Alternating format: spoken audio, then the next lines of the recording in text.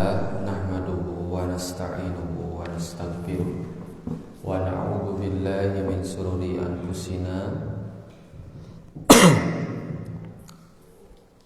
wa min sayyiati a'malina man yahdihillahu fala mudhillalah wa may yudlilhu fala hadiyalah. Asyhadu an la ilaha illallah wahdahu la syarikalah wa asyhadu anna Muhammadan abduhu wa rasuluh la nabiyya ba'da amma ba'du.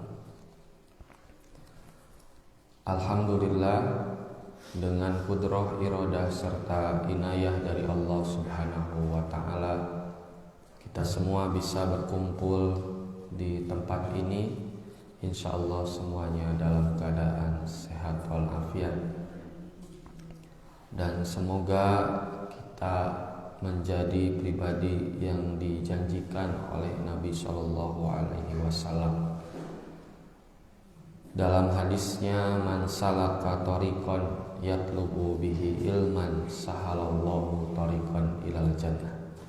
Barang siapa yang menempuh jalan ilmu, mencari ilmu, maka Allah akan mudahkan jalannya ke surga.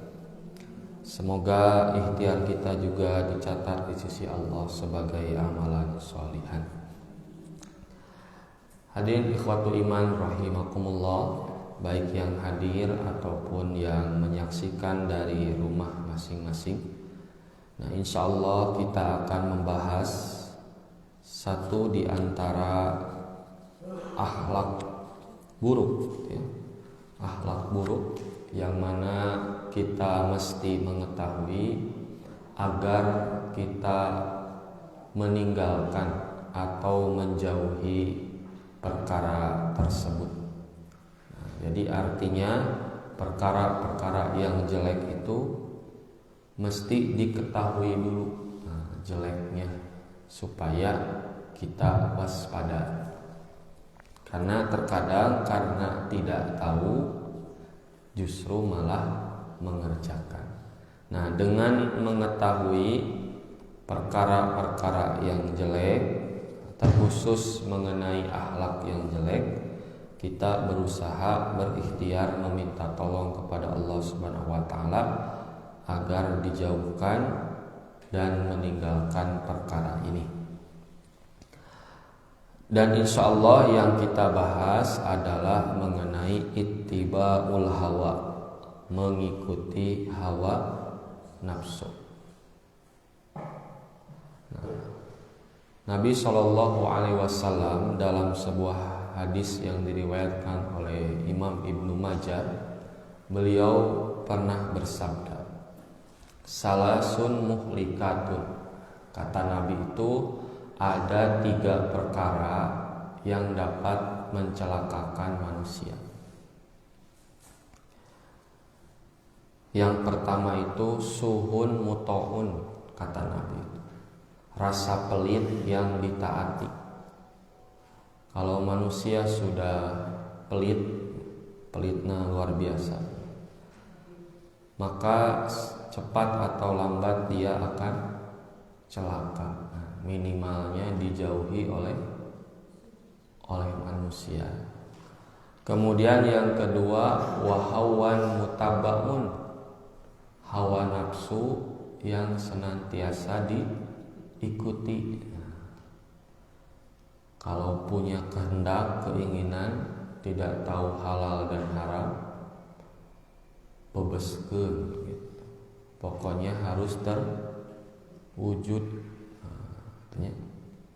Kemudian yang ketiga, wa ijabul mar'i binafsihi, dan seseorang yang bangga terhadap dirinya sendiri. Bukan berarti percaya diri ini, tapi bangga dengan ilmunya, bangga dengan amalnya, bangga dengan sesuatu yang dikerjakannya. Nah, di antara 3 hal tadi, satu mengikuti rasa pelit yang ditaati, kemudian mengikuti hawa nafsu, dan bangga terhadap diri sendiri atau ujub. Nah, kita akan bahas mengenai hawa nafsu yang kata Nabi tadi adalah sumber dari kecelakaan.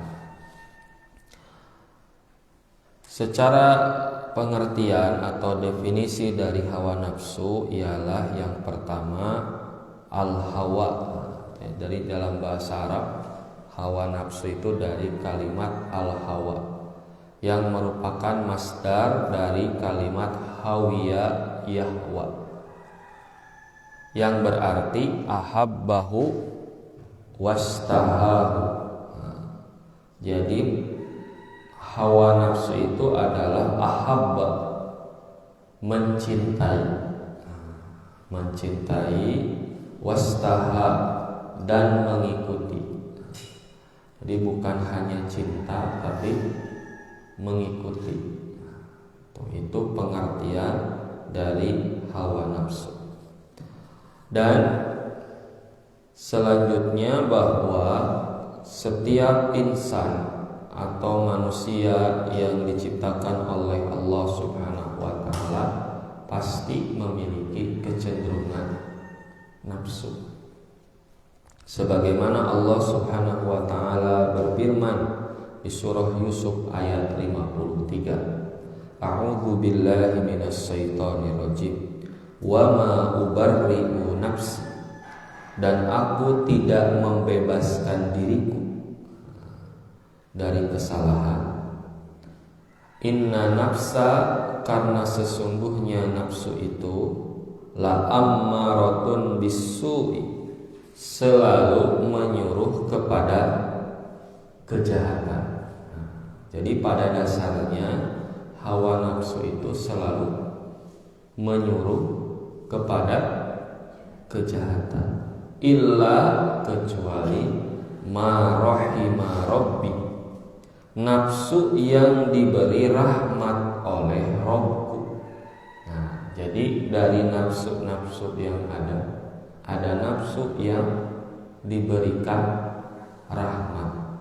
Inna rabbi ghafurur rahim, sesungguhnya Tuhanku Maha Pengampun.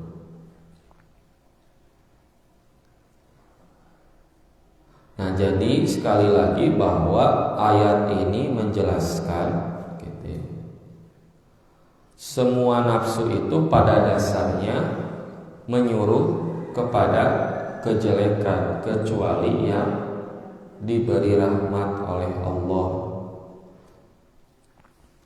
Dan yang pasti bahwa nafsu itu sangat berbahaya dan dapat mencelakakan diri manusia.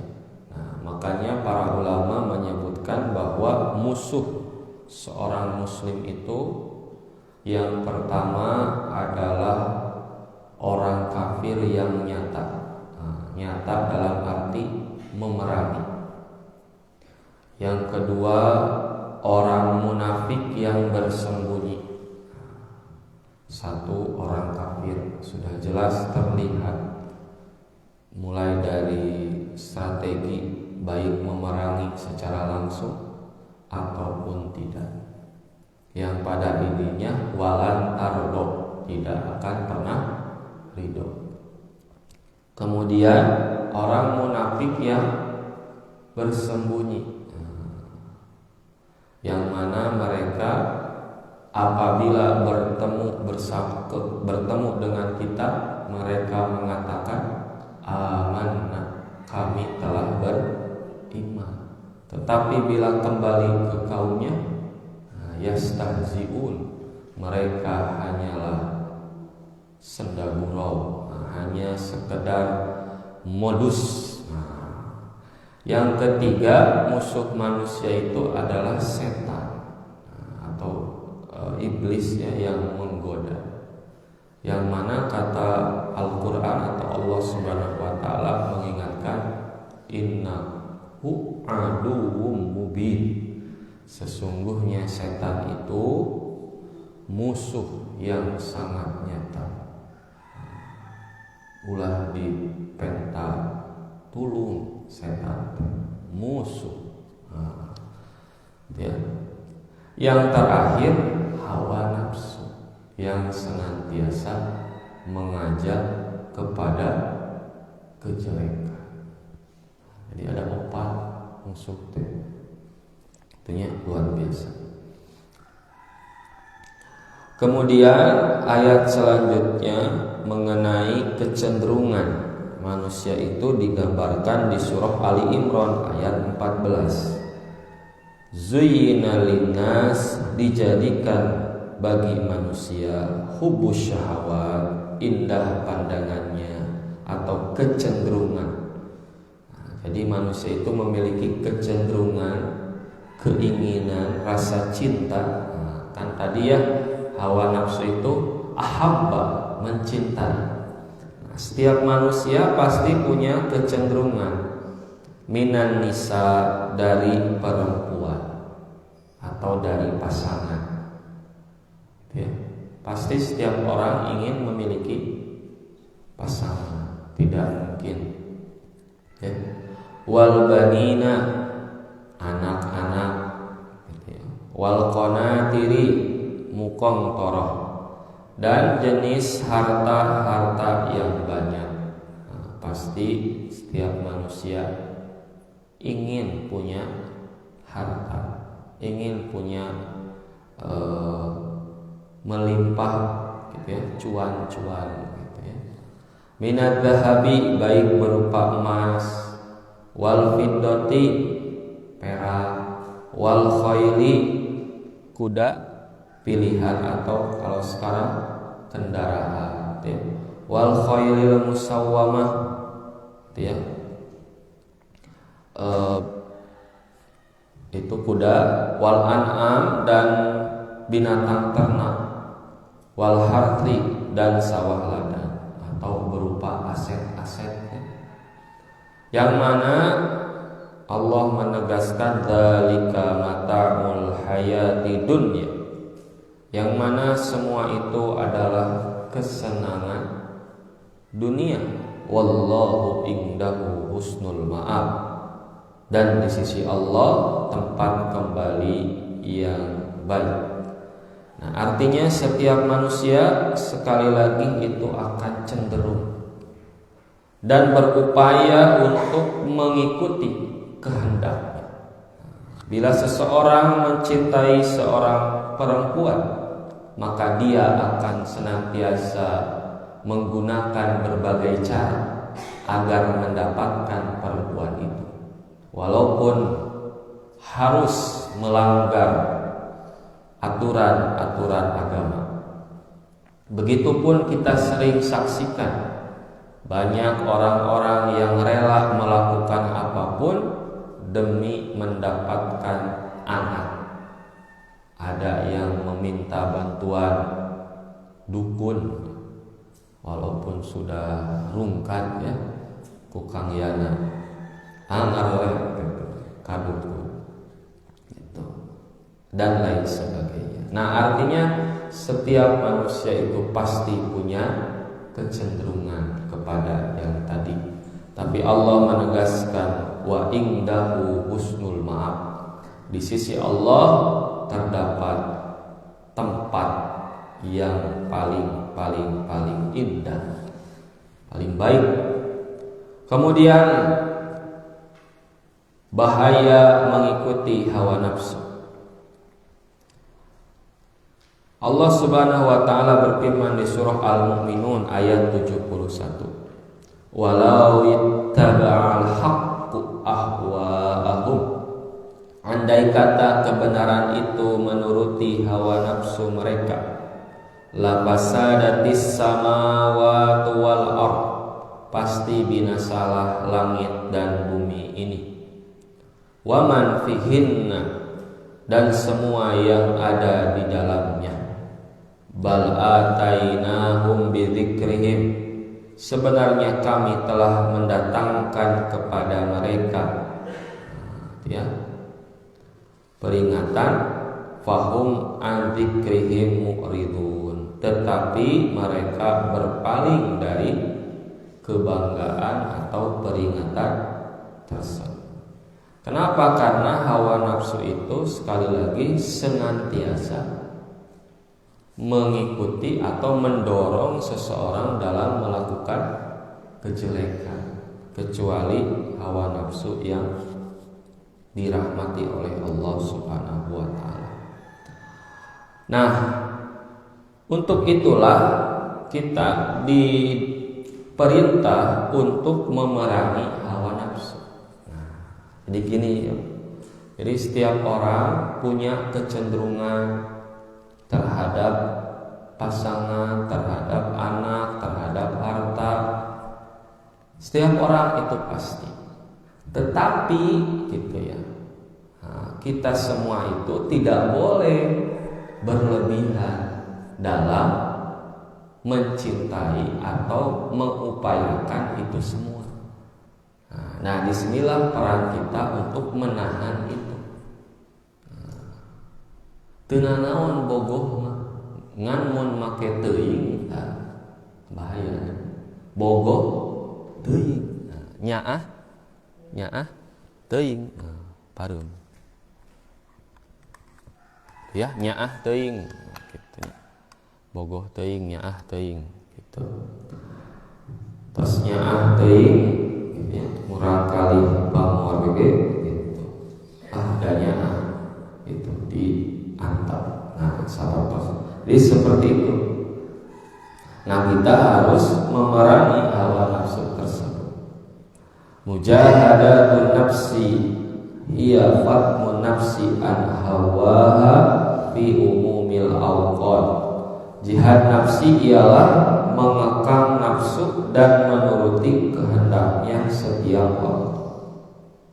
Nah, jihad nafsu ini sangat penting karena tidak mungkin seseorang memiliki akhlak yang mulia kalau dia tidak bisa mengekang atau mengendalikan hawa nafsunya. Misalkan karena lapar, dia melakukan berbagai cara. Karena miskin, ingin harta, digunakan berbagai cara. Bahkan yang sudah kaya berkecukupan karena mengikuti hawa nafsu, akhirnya dia korupsi. Padahal gajinya tos agung sudah puluhan bahkan mungkin ratusan juta.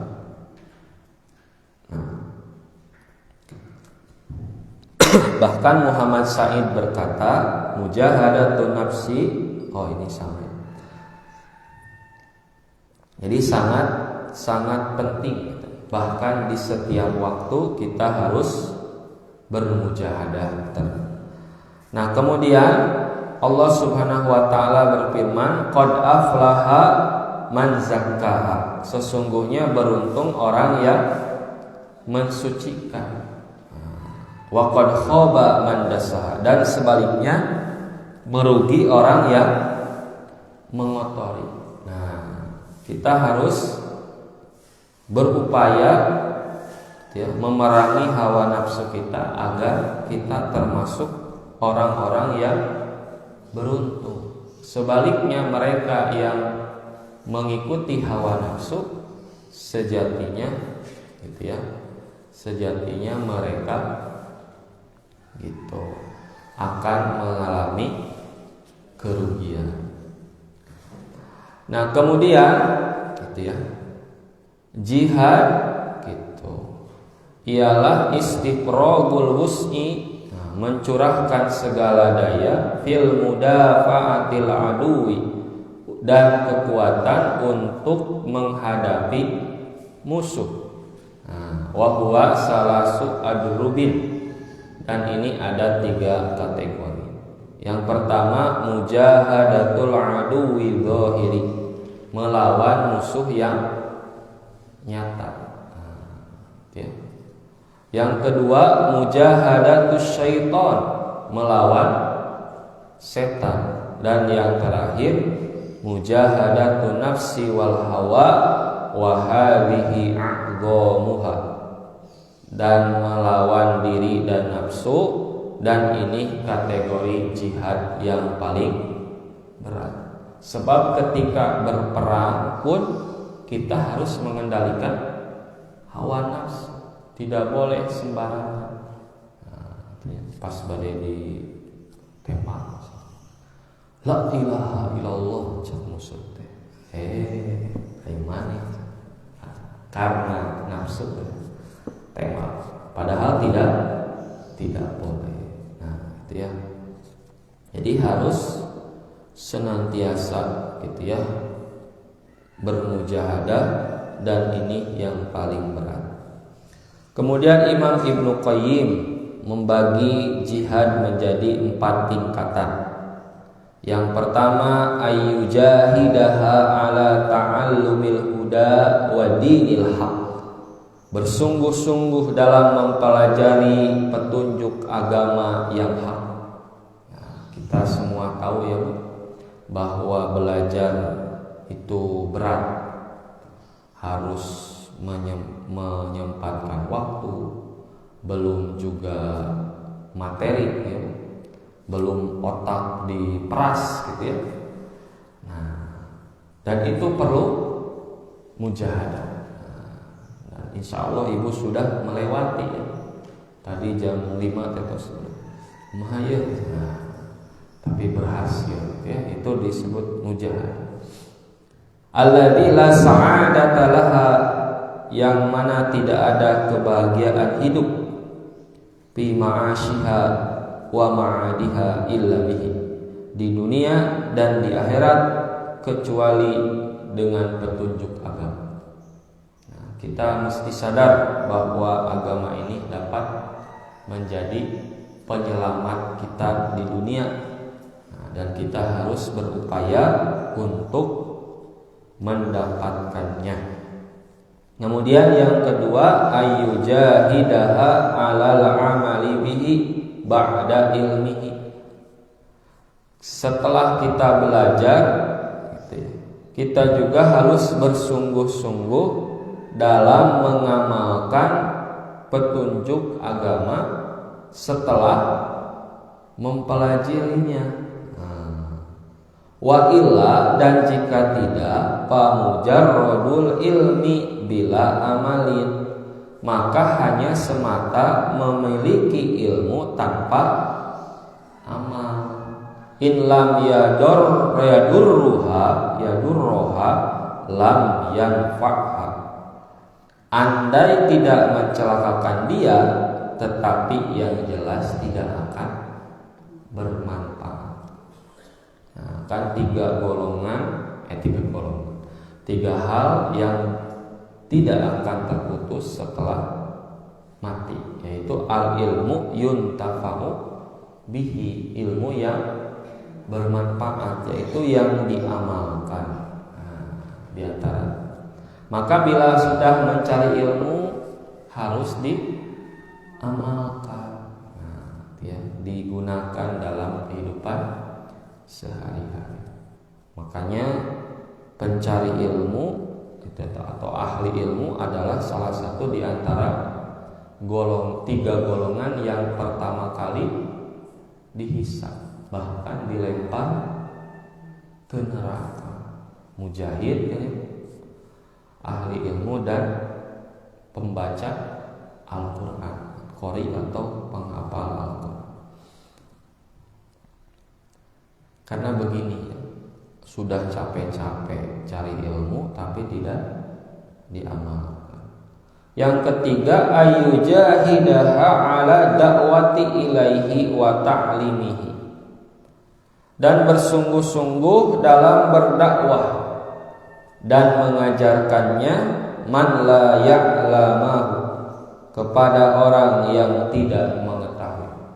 Nah, kita berupaya juga untuk berdakwah, mengajak orang dan menjelaskan atau mengajarkan kepada orang yang tidak tahu. Tadi mempelajari, mengamalkan, mengajarkan. Wa illa, maka jika tidak, kana minal ladzina yaktumuna ma anzalallah. Alifnya ketinggalan, ma anzalallah. Maka bila tidak, dia akan termasuk golongan yang menyembunyikan apa yang telah Allah turunkan. Minal bayinati, berupa penjelasan, wal huda, dan petunjuk. Wala yanfa'uhu ilmuhu, dan tidak akan bermanfaat baginya ilmunya. Wala yunajjihi min adzabillah, dan tidak akan menyelamatkan dirinya dari siksa Allah. Nah, jadi harus diajarkan. Nanti Wisam pulang ke rumah, Fajar kembali ke Tasik, wayah kudu diajar. Amun cicing wae di imah, kayak cing moal manfaat, kedua tidak akan menyelamatkan dari azab Allah. Makanya harus benar-benar belajar di sini ya, ada tanggung jawab yang berat. Yang keempat, luar biasa.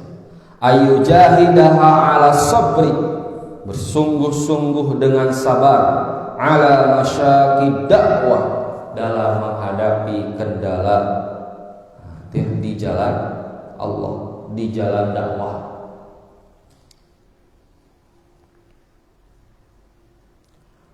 Wa adza khalqi, dan juga bersabar dari perlakuan buruk orang lain. Wah, Anda pemecah belah, Anda Wahabi, Anda radikal, radikul, ya, segala ucapan manusia. Atau mungkin diboikot, ya, diboikot misalkan. Atau mungkin nanti ngajar tidak digaji, gitu ya, atau tidak mendapatkan apa-apa dari materi dunia, gitu ya. Maka itu memerlukan mujahadah, kesabaran dalam menghadapi kendala, gitu ya, dalam mengajak seseorang kepada Allah Subhanahu wa ta'ala. Nah, maka hadirin ikhwatu iman yang dimuliakan oleh Allah Subhanahu wa ta'ala, yang pertama bahwa kita sadari hawa nafsu itu senantiasa mengajak kepada kejelekan. Tetapi ada hawa nafsu yang dirahmati oleh Allah Subhanahu wa ta'ala. Nah, nanti kita bahas ya macam-macam hawa nafsunya. Tapi yang pasti bahwa setiap manusia itu memiliki kecenderungan kepada hal-hal yang diingini, dicintai. Nah, orang mukmin atau orang yang mendapatkan, gitu ya, tempat yang paling baik dalam arti surga nanti itu adalah orang yang mampu mengendalikan keinginan hawa nafsunya terhadap benda-benda atau hal-hal yang disebutkan di awal ayat 14 surah Al-Imran tadi, dan mendahulukan Allah dan Rasul. Istri heula, Allah heula, ya. Anak heula, Allah. Itunya harta dulu, Allah dulu. Nah, kalau sudah berhasil, insya Allah dia akan mendapatkan atau kembali ke tempat yang paling baik. Nah, barulah dipanggil ya ayyatuhan nafsu mutmainnah. Nah, jadi luar biasa. Cuman tidak semudah itu ya, Bu. Tidak semudah itu dalam menghadapi hawa nafsu. Nah, semoga Allah Subhanahu wa ta'ala memberikan kekuatan kepada kita dalam memerangi hawa nafsu ini. Karena hawa nafsu ini sudah menjadi settingan awal, sudah menjadi program dasar bagi manusia. Tetapi bila mampu mendahulukan Allah dan Rasulnya daripada apa yang kita inginkan, maka insya Allah kita akan melesat dan kembali ke tempat yang baik, juga bersabar dalam proses mendahulukan Allah dan Rasulnya itu. Semoga kita mendapat balasan yang terbaik. Nah, mungkin itu saja untuk hari ini. Terima kasih atas perhatiannya. Semoga hari ini lebih baik daripada hari kemarin, dan semoga yang kita pelajari bisa kita amalkan, juga bisa kita ajarkan, dan kita bersabar dalam mengajak, juga ketika diejek dalam rangka mengajak kepada Allah Subhanahu wa taala. Mohon maaf atas segala kekurangan. Aqulu qouli hadza wa astaghfirullahi wa lakum. Wassalamualaikum warahmatullahi wabarakatuh.